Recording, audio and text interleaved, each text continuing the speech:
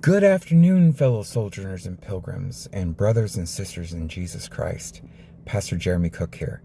The last couple of days, we've been taking a really deep dive on the life of King David, and specifically Psalms 22, because it has some really pressing things in there that I want to flesh out a little bit further. Okay, so I think my ministry right now is being focused on overthinkers. Are you there with me? Yeah, I see you now. There you are, my overthinkers. I'm an overthinker too. King David was an overthinker as well. And he saw the victories of the Lord. He was there when he slayed Goliath.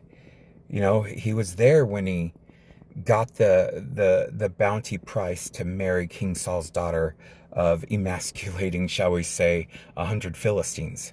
Okay? So he'd seen God work, and yet he was still an overthinker, and he still suffered from depression, anxiety. So and he was anointed king in his mid-late teens, but he never actually took the throne until he was approximately 30. So there was a lot of time of hiding and running from Saul in the wilderness, because Saul was seeking to take his life. And he spent many times in caves, and he had a company of men, including their wives and children and livestock.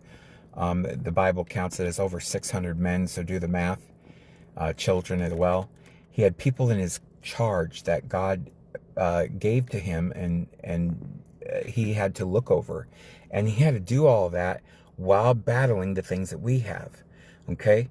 And in the New Testament, we find there's a full armor of God. We need to equip that and put it to use. And if there's a season where you feel like you're alone and you're isolated, that's not burial. That's a planting.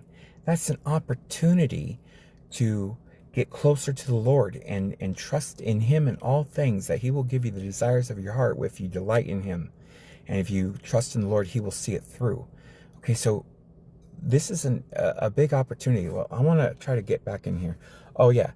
And the Bible says, he who sows in tears will reap in shouts of joy. Okay, Psalms 22. He says, my God, why have you forsaken me? Just like Jesus did. And he says, oh my God, I cried by day, but you do not answer, and by night, but I have no rest. Yet you are holy. So here's a big point. He acknowledging that God is holy, irregardless to where he feels God is answering his prayers or not. Many times, and all the times, the teacher is silent when there's a test going